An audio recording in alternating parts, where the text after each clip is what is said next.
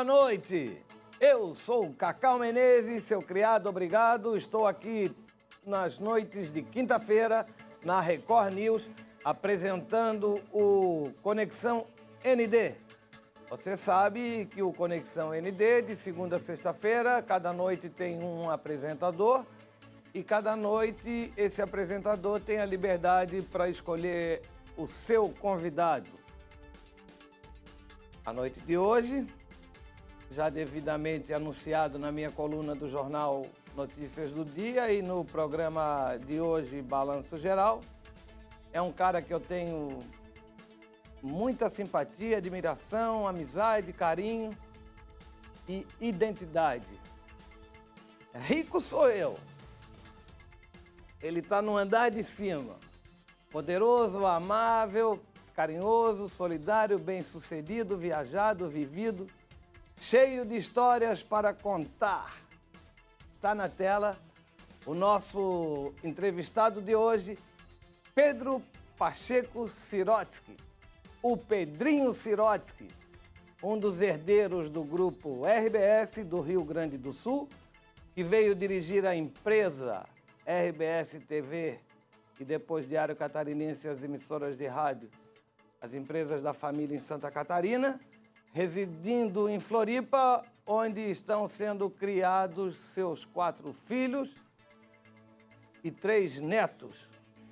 O Pedro acaba de lançar um belíssimo documentário onde faz uma reflexão sobre o tempo, os sonhos deixados para trás e os sonhos ainda possíveis em face de uma pandemia. Boa noite, Pedrinho. O que você está fazendo com a sua vida? Esta é a principal provocação do documentário Mr. Dreaming, gravada em Dublin, Irlanda, na Praia da Barrinha, aqui em Santa Catarina, onde ele tem casa, e em Porto Alegre, onde nasceu e foi famoso na juventude como apresentador de TV e agitador cultural, e que estreou esse filme dele no último dia 29 de abril, no Now, e em breve estará na Globoplay. A primeira pergunta que te faço, brother, é a pergunta que justifica teu filme. O que você está fazendo da sua vida? Antes de tudo, vivendo o presente. E ao viver o presente, eu tenho que te dar boa noite ao teu público, aos teus telespectadores, ao pessoal que está aí trabalhando junto contigo. E já que tu colocou o meu nome completo, ele estava incompleto, porque meu nome é José Pedro Pacheco Sirotsky. E eu tenho muito orgulho desse nome que eu pouco uso, de José Pedro, porque eu tenho o nome dos meus 2 avós. José, que era o pai do meu pai, e Pedro, que era o pai da minha mãe. E, portanto, essa sucessão é que nos faz viver e sentir o presente e ser feliz com o presente. Você falou também que eu estou criando 4 filhos. Eu adoro essa expressão, mas, graças a Deus, 3 já estão criados, né? Porque eu já tenho uma filha de 37, outra de 35, outro de 33 e um de 12. Esse sim eu estou criando junto com a mãe dele, mas é o que ainda exige o meu acompanhamento e a minha responsabilidade. E eu estou curtindo e também vivendo a alegria de ser vovô da Luana, da Luísa, do Davi, e em breve vem mais um por aí. Estou feliz, Cacau. Muito bom conversar contigo e com o teu público. Ô Pedro, eu tive o prazer de assistir esse teu filme anteontem no teu lado e no lado do Pedrinho, teu filho, e do Caçula. Do João Pedro. Tu me viu chorando muitas vezes, né? Nesse filme que a gente assistiu. Tu vai fazer um filme de música contando uma vida sensacional de festas, de viagens, de fartura, e bota a gente para chorar, porra. Bem na época da pandemia, a tua intenção era essa ou tu acabou chorando depois que tu viu tudo pronto, como a gente viu anteontem? Não, em primeiro lugar, o filme não é... o propósito do Mr. Dreamer não é uma autorreverência ou uma biografia cinematográfica. Ao contrário, é a partir de uma história, de uma vida vivida, criar algo que provoque as pessoas a pensarem e a repensarem as suas vidas nos tempos que a gente está vivendo. Então, o que aconteceu é que quando a gente teve a ideia original de fazer um projeto que não seria, na verdade, um documentário, seria um piloto a ser sugerido para que fosse desenvolvida uma série, não se falava em pandemia. Então, a gente foi em setembro, outubro de 2019 para Dublin, com um conceito de produção voltado à juventude, a sonhos interrompidos, a buscar entender a visão dos jovens que hoje têm 20, 21, 22 anos, que é a idade que eu tinha quando eu tive um sonho interrompido. Mas sempre conduzido pela música, buscando conhecer novos talentos, jovens quase adolescentes daí para frente que fazem da música o seu sonho e abrir um espaço para que eles possam mostrar a sua visão da vida e a sua capacidade e o talento para fazer música. Ocorre que, com a pandemia, além desta parte onde a gente já havia captado, produzido, quando esse piloto ficou pronto em março de 2020, o mundo inteiro se deparou com uma pandemia. Como a gente diz, esse personagem chamado Mr. Dreamer, ele viveu uma hibernação por 40 anos, estando no mundo corporativo, e resolve sair da hibernação para se reconectar com o seu sonho do passado. E no momento que o filme estava pronto, em março de 2020, e com essa triste pandemia que se iniciava naquele momento do ano passado, eu me senti absolutamente desconfortável para apresentar um projeto, considerando a gravidade daquilo que iniciava no ano de 2020. Para tal, a gente parou para pensar, fizemos a nossa primeira reflexão. Quando eu falo nós, eu me refiro a Flávia Moraes, a diretora deste docudrama, assim como o Marcelo Ferla, redator e roteirista de todo o desenvolvimento da ideia, tanto a original quanto a continuação. A gente se reuniu durante uns 2, 3 meses, março, abril, maio, e, obviamente, reuniões virtuais, cada um isolado no seu espaço, e repensamos e, com respeito e com um sentido de não trazer a pandemia de um jeito pesado, como ela já vem sendo desde o seu início, para cada um de nós, para as famílias que estão tendo perdas trágicas ao longo desse ano todo, a ideia de trazer a pandemia como mais um elemento de reflexão para fazer as pessoas pararem para pensar. E é o que está todo mundo fazendo. Eu saí de uma hibernação e, assim como toda a humanidade, a partir de março do ano passado, todos nós, a população do planeta inteira, entrou numa nova hibernação. E essa hibernação nos criou uma consequência imediata de uma introspecção, de uma reflexão. O que cada um de nós está fazendo com a sua vida? Porque a vida se mostrou cada vez mais efêmera, absolutamente não programável, e, ao mesmo tempo, nos dando a chance de fazer essa pergunta. Será que eu estou feliz? Será que está valendo a pena fazer o que eu estou fazendo? Era mais ou menos... E assim se criou. Então, existem momentos que o filme provoca emoção, provoca até um pouco de dor, mas mostra um caminho de esperança em qualquer fase da vida. Ô Pedro, é possível seguir os seus sonhos. Ô Pedro, que frustração foi essa? O que te fez? Que projeto foi esse que foi interrompido na tua vida? E por que só agora tu está dando essa resposta? A questão é a seguinte, Cacau, a gente até tem uma coisa em comum, nós começamos muito jovens, né? Tu também como comunicador, eu mesmo te conheci aos 14 anos, né?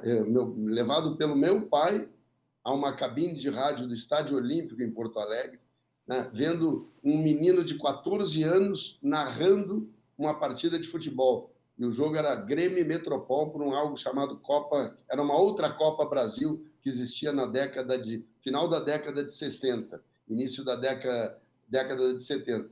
E eu fiquei muito impressionado com aquilo ali e, acompanhando a tua carreira, eu vi que a tua trajetória seguiu algo que sempre foi vinculado à tua paixão pela música, pelo microfone, pela comunicação, pela fala, também uma herança do teu pai. E eu me sentia muito bem quando eu fazia o programa Transação, e eu tinha 17 anos quando tudo isso começou. Era na TV do teu pai um programa de música Na tipo verdade, MTV? Na verdade, eu comecei como programador musical de rádio. Eu fazia a lista das músicas que tocavam na Rádio Gaúcha, num programa diário chamado Varigueadona da Noite, que começava às 10 da noite e ia até às 2 horas da manhã. Então, foi a minha primeira incursão como programador musical, isso quando eu tinha 16 anos. Imediatamente surgiu a oportunidade de eu ter um programa meu, que naquela época era no rádio AM, que a gente está falando, né? Não tinha essa qualidade sonora que nós temos hoje nas rádios FM e todas as plataformas para a gente ouvir música, né? Então, eu comecei com um programa aos sábados, às 7 da noite, no rádio, e em seguida veio o programa de televisão, que, na verdade, quando começou, chamava Sábado Som, que era a extensão do programa do nosso querido amigo Nelsinho Mota, sabe, na TV Globo, que eu passei a apresentador, e aí, com o sucesso do programa de rádio, com a inserção na televisão, a gente unificou para o nome Programa Transação. E era um programa que eu fazia aos 17 anos, algo que talvez fosse um sonho. Imagina naquela época, no Rio Grande do Sul, uma sociedade absolutamente conservadora, um menino de 17 anos apresentando rock and roll na televisão, fazendo entrevistas com artistas brasileiros. E que TV era essa? E que TV era essa e o dia do programa? A TV Gaúcha, Canal 12 de Porto Alegre, que mais tarde se transformou em RBS TV. Rede Globo? Já era dos filiados da Rede Globo naquela época. Era um tipo Nelsinho Mota, Sábado Som, não? Da Globo? Vou repetir, acabei de te falar isso. O programa começou como Sábado Som, entendeu? Ele era o programa que o Nelsinho fazia e virou a extensão. Como na época havia uma flexibilidade e de uma melhor alocação do tempo para a programação local e com a apresentação local, aí virou o Transação no sábado, que mais tarde se transformou num quadro do Jornal do Almoço. Tá. E quando nós iniciamos a nossa televisão aqui em Santa Catarina, dentro do mesmo espírito do localismo, aquele quadro que eu apresentava no Jornal do Almoço do Rio Grande do Sul, foi convidado um jovem talento emergente, já das letras de jornais e do rádio, para apresentar. E você, Cacau, foi o primeiro apresentador de Transações aqui em Santa Catarina. Esse cara sou eu. Fui eu mesmo. A gente tem uma conexão histórica, né? De encontros casuais e depois de uma continuação de um trabalho que eu iniciei no Rio Grande do Sul, você continuou aqui. Aí teu pai chegou e disse, sai do ar, vem fazer outra coisa.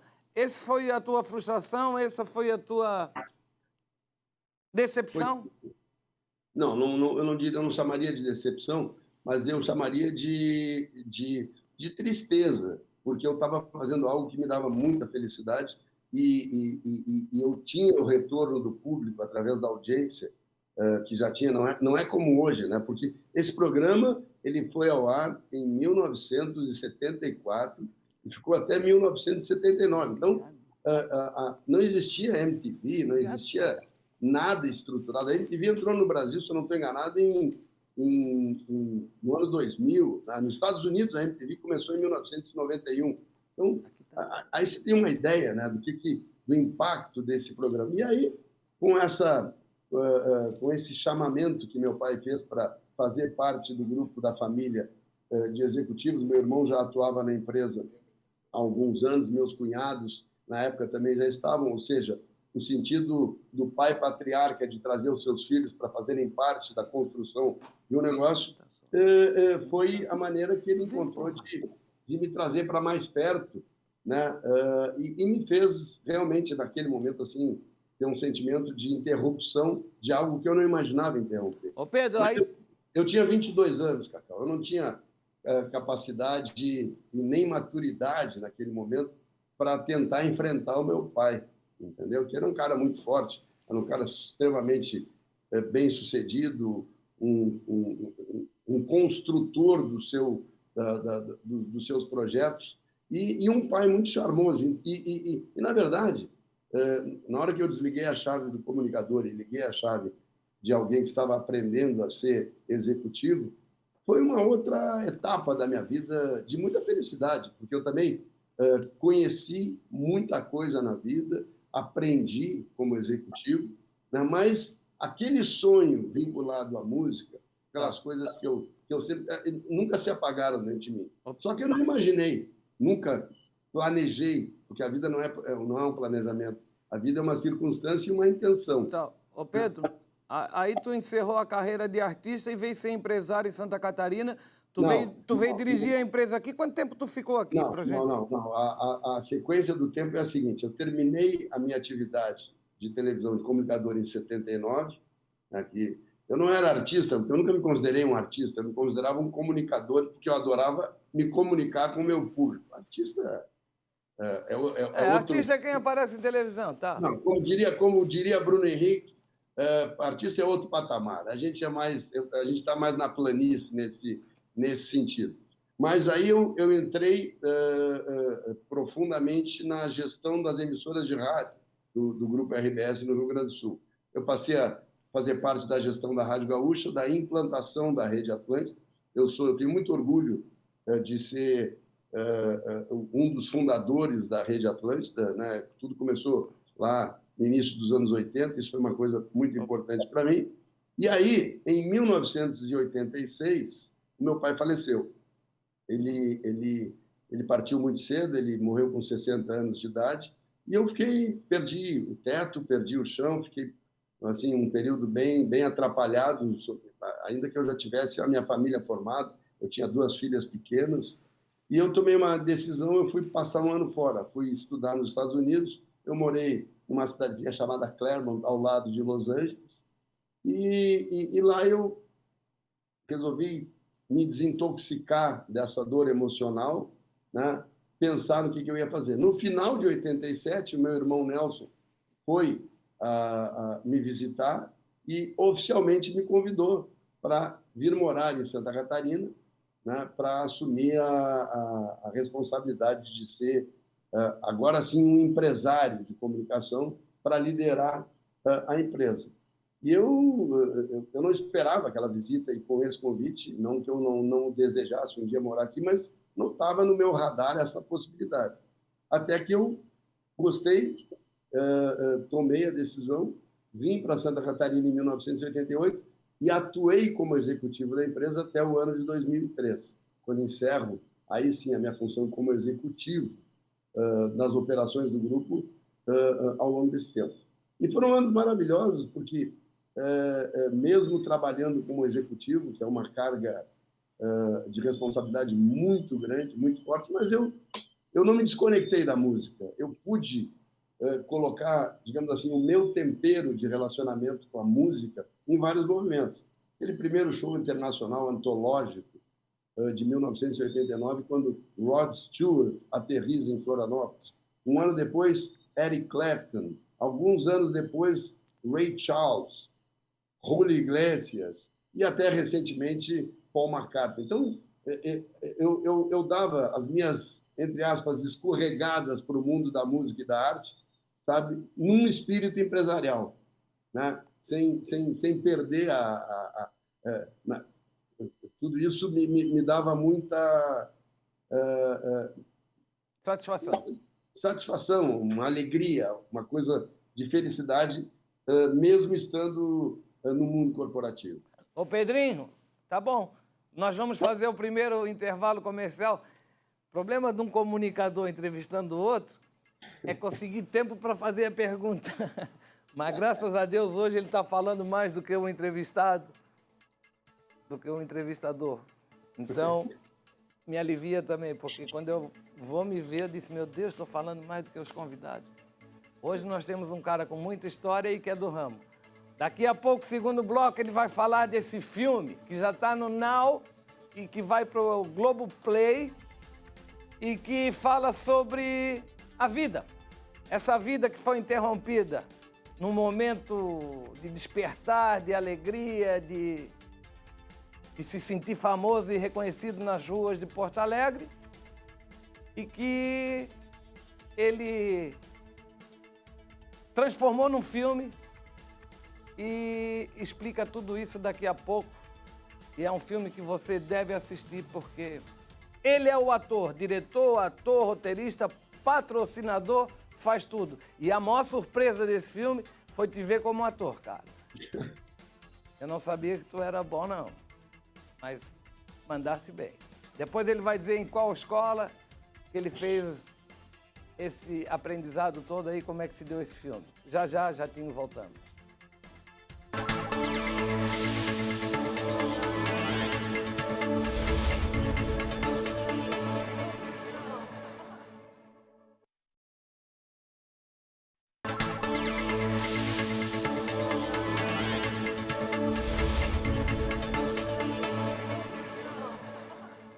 Voltamos com o Conexão ND, estamos na Record News. Eu sou Cacau Menezes, seu criado, obrigado.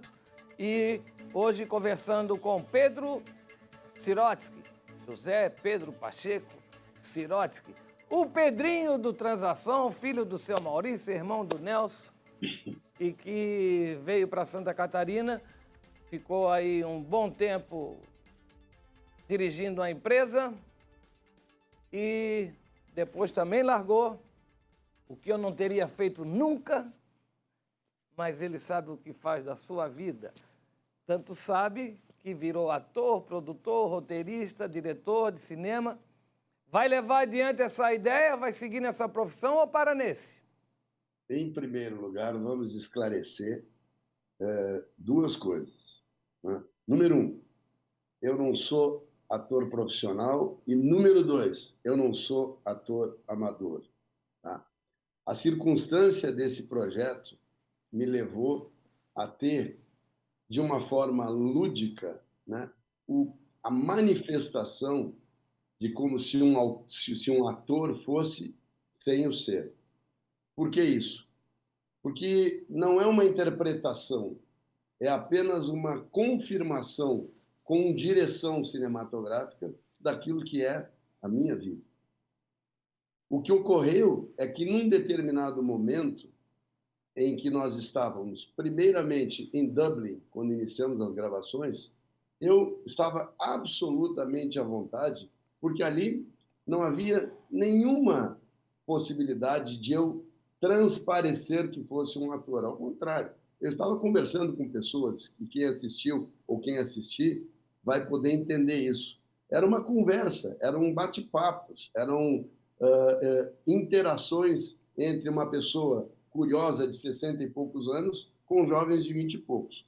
Com a etapa Brasil, onde surge o tema da pandemia, as angústias, as dúvidas, os sonhos e os pesadelos que todos estávamos vivendo naquele momento, eu precisei colocar um pouco de dramaturgia, né? E aí tem o mérito dessa diretora, porque eu não queria fazer o que eu fiz, da forma que eu fiz. Porque eu não sou, eu reitero, eu não sou ator. Eu sei. Não, eu sei, mas é que fica uma imagem, eu não quero deixar essa imagem. Se você me perguntar se eu quero continuar com esse projeto, quero continuar com esse projeto. Qual é o projeto? De continuar provocando as pessoas, abrindo espaço para os novos talentos e discutindo a vida, discutindo sonhos, discutindo o sentido do tempo. Isso me motiva demais, Cacau.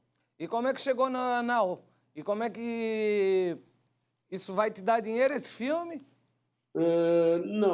Não é esse o objetivo de um investimento que foi feito para fazer essa primeira etapa. Nada mais é do que um investimento numa ideia, num conceito, numa tese a ser colocada. E o retorno desse investimento ele ocorrerá de várias formas. Do ponto de vista material, do ponto de vista financeiro, à medida que nós pudermos dar continuidade na ideia. Do ponto de vista de resultado, pelo impacto que ele pode estar causando nas pessoas, nessa provocação, não pode ter um retorno melhor. Mas é óbvio que, para continuar, a gente tem que ter uma visão de negócio desse projeto. Ô Pedro, esse teu filme aí é um diário. Tu sai falando, não tem roteiro determinado, não tem começo, meio e fim. Tem um cara que viaja muito no aeroporto, conhece pessoas na cidade, vai num albergue e tal. Como é que tu chegou nesses meninos aí? Todos músicos, todos bonitos. Primeiro de tudo, como é que tu chegou em Dublin? Tu foi a Dublin fazer o quê? Conheceu o Bono Vox do Não, YouTube? E na depois, como é verdade, que tu fez essa seleção e esses meninos apareceram nesse filme com pinta de grandes atores já? então, na verdade, eu tinha ido a Dublin uma única vez na minha vida, no ano de 2002 ou 2003. Eu levei meus filhos para assistirem um show do U2, 11 anos após eles voltando a Dublin a cantar na sua cidade, 11 anos depois.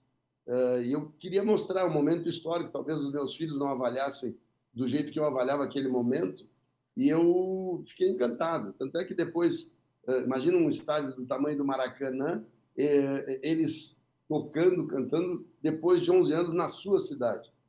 E eu gostei muito da cidade. Eu achei uma cidade diferente, e a razão de ter sido escolhida, ela parte de uma ideia de não partir do óbvio. Porque o que é o óbvio? É tu ir para as grandes cidades que todo mundo conhece. É ir para Nova York, é ir para Londres, é ir para Los Angeles, é ir para o Rio de Janeiro, é ir para Buenos Aires, né? E a ideia foi trazer uma cidade que é menor, ela tem características próprias, ela é tão fria, do ponto de vista climático, e úmida quanto é Londres, né? E tem uma grande quantidade de músicos em bares e restaurantes, um ao lado do outro, Cacau, e todos muito talentosos. Claro que a gente não teria tempo de fazer essa pesquisa visitando esses lugares. As visitas aos bares a gente fazia quando terminavam as gravações. A gente ia lá para dar uma relaxada, tomar uma Guinness maravilhosa, né, e ouvir música boa. Mas foi feita pela produção do documentário uma pré-seleção, primeiramente de 100 meninos e meninas jovens, né, onde nós selecionamos 10, 12, e ao longo da gravação, ao longo das conversas que foram feitas, nós fomos elegendo aqueles que realmente se destacavam pela sua juventude, pelo seu talento musical e pela sua capacidade de improvisação. Como esse menino que está aparecendo aí, que como todos eles que aparecem no documentário, são jovens queridos, maravilhosos e que entenderam o espírito daquilo que a gente estava buscando e viraram parceiros, amigos, né? E hoje estão aí, ainda que o filme ainda não esteja sendo exibido na Irlanda, mas estão totalmente engajados, felizes pelas suas participações, porque é algo diferente. Imagina o inverso. Vem uma TV irlandesa ou uma produção irlandesa para o Brasil, captar jovens e veicular, né, e apresentar na Irlanda, né? Ô, Pedro, então, diga. me diz o seguinte, cara. Tu já está com 60 e poucos, já fosse vacinado? Já tomaste a tua vacina? Eu tenho 64, eu já tô na minha faixa, mas ainda não tive o meu tempo, Tá. qualquer hora eu vou lá. 64, trocou São Paulo, voltou para cá, meio assustado com a pandemia, meio querendo plantar, fazer suco verde, mudar a alimentação, tá no lado dos filhos, dos netos. Como é que tá a tua vida, cara? Tu tá sem rumo? Tu tá querendo fazer coisas ainda ou tu tá achando que terminou a tua onda, que tu tem agora que se recolher, tu tá triste, tu quer voltar? O que você está fazendo da sua vida nesse momento, brother? A resposta está no documentário. Se eu tivesse aposentado, eu não teria usado 2 anos da minha vida para jogar uma energia de tanto trabalho, de tanta motivação, como eu fiz juntamente com a nossa equipe ao longo de 2019 e também durante 2020, porque a gente teve que filmar durante a pandemia. Não foi uma tarefa muito fácil, mas que a gente acabou conciliando as responsabilidades sanitárias com a possibilidade de entregar uma produção. Não, eu não estou parando, Cacau. Eu tenho 64 anos e a minha cabeça é uma cabeça lúcida, no sentido de querer continuar produzindo e fazendo mais coisas. Claro que depois de muitos anos, eu trabalho há quase 50 anos, né? Por incrível que pareça, o ano que vem eu vou completar 50 anos de atividade profissional, eu não me sinto com a minha missão cumprida. A minha missão ela é permanente. Claro que respeitando as circunstâncias do tempo e do momento de cada um. Eu, quando começou a pandemia, eu morava em São Paulo e uma das primeiras decisões por conta do susto, né, que todo mundo levou no início da pandemia, eu voltei aqui para o Sul, voltei para Santa Catarina, e aqui me senti melhor protegido. E continuo me sentindo melhor protegido em todos os sentidos. E estou perto dos meus filhos, dos meus netos, e tenho uma parceira, a Paula, que tem sido o meu grande motor incentivador para continuar fazendo as coisas. Ô Pedro, então, diga. A RBS, vamos falar um pouco da RBS, porque é impossível falar com o Sirotsky e não falar na RBS, né? Você saiu das operações, o Nelson, seu irmão, que foi presidente por muito tempo, saiu das operações, o Sérgio Sirotsky, que sucedeu aqui, está morando na Suíça.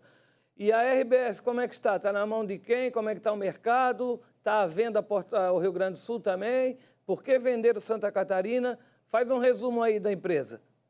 O que eu posso te falar é que a RBS está muito bem no Rio Grande do Sul, hoje com uma estrutura profissional no seu comando. Nós temos um CEO que é da absoluta confiança da família e ele responde a um conselho de acionistas, dos quais ou alguns membros da família ainda estão presentes, sentados na mesa, ou estão representados por profissionais da sua confiança. É o meu caso. Eu tenho um profissional que me acompanha nos últimos 6, 7 anos e que me dá a tranquilidade de ter os interesses societários da minha representação dentro desse board, desse conselho.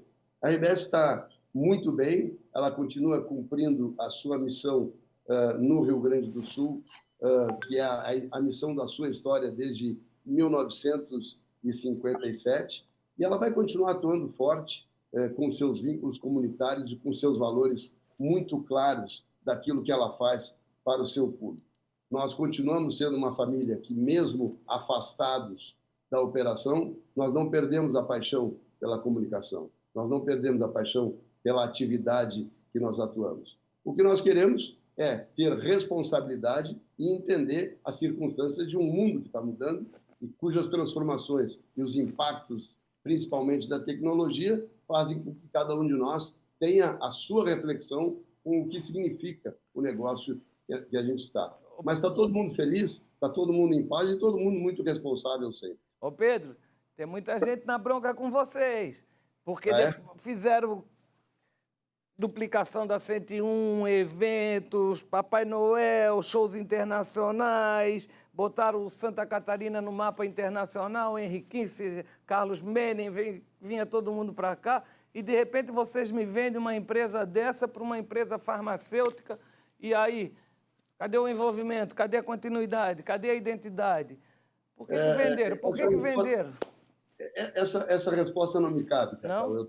Eu tenho a responsabilidade de, como membro desse conselho representado por um profissional, de ter muito cuidado numa hora como essas para fazer esse tipo de colocação. Existem pessoas que estão designadas e aptas a dar essa resposta. O fato de eu ser acionista do grupo não significa que eu esteja permitido a esse tipo de comunicação. Por isso, somos uma família organizada, um grupo de pessoas com responsabilidade e que, por uma circunstância, aconteceu o que aconteceu. E não me cabe julgar a competência ou a forma como a empresa esteja sendo tocada hoje. Tá bom, Pedro, obrigado. Me diz uma coisa, vamos falar do filme, então. Como é que tu fez essa equipe de gigantes? Para mim, dá para disputar o Oscar aí de documentário, cara. Cinegrafista, edição, sonorização... É tudo brasileiro? Foi para lá ou alugaram lá também? Como é que foi isso? Não, a Flávia Moraes, essa diretora, é uma pessoa com quem eu tenho uma relação desde também da nossa juventude. A Flávia é gaúcha e ela se mudou para São Paulo muito cedo. Ela se transformou numa das mais importantes diretoras de cinema de publicidade do Brasil. Não me ocorre de cabeça agora aqui, mas tem vários comerciais que ficaram consagrados na televisão brasileira, dirigidos pela Flávia. E a Flávia tem um olhar que não é apenas o da publicidade, é o olhar do cinema, como poucas pessoas têm. E no momento que eu a chamei para fazer parte disso, juntamente com o Ferla, sabe, eu me senti entregando para profissionais que me davam absoluta confiança. Da mesma maneira que a gente acabou de falar sobre essa questão empresarial, para fazer as coisas bem feitas, você tem que colocar as pessoas que fazem aquilo que sabem fazer como o melhor da sua capacidade e da sua sensibilidade e te dar a tranquilidade para entregar aquilo que tu sonha seja feito. E aí a equipe foi coordenada e controlada e dirigida por ela e aí foi uma beleza. Claro que lá em Dublin nós levamos profissionais do Rio Grande do Sul, de São Paulo, pessoas que são do Brasil inteiro, e em Dublin tivemos que convidar e contratar profissionais locais. Da mesma maneira que quando a gente fez a segunda etapa Brasil, que a gente chama, né? Lembrando que a primeira filmagem é em 2019 e a segunda filmagem é em 2020, para fechar o documentário. Tem gente muito competente. E aí sim, essa experiência de eu ter vivido um pouco do cinema me trouxe um enriquecimento de conhecer como é que se trabalha realmente no cinema, porque é fascinante. O cinema, ele tem...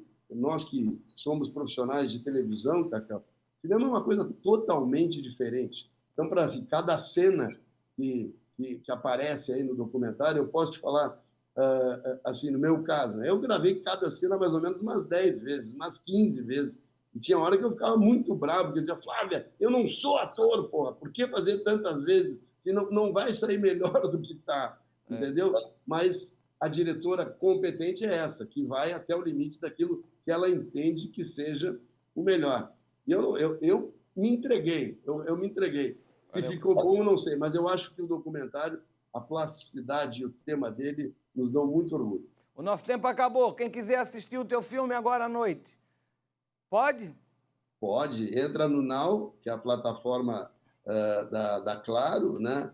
E é grátis, é só chegar no filme Mr. Dreamer, né? E a partir do dia 14, semana que vem, ele vai estar na plataforma da Globoplay também grátis. O filme não está, o documentário não está sendo cobrado.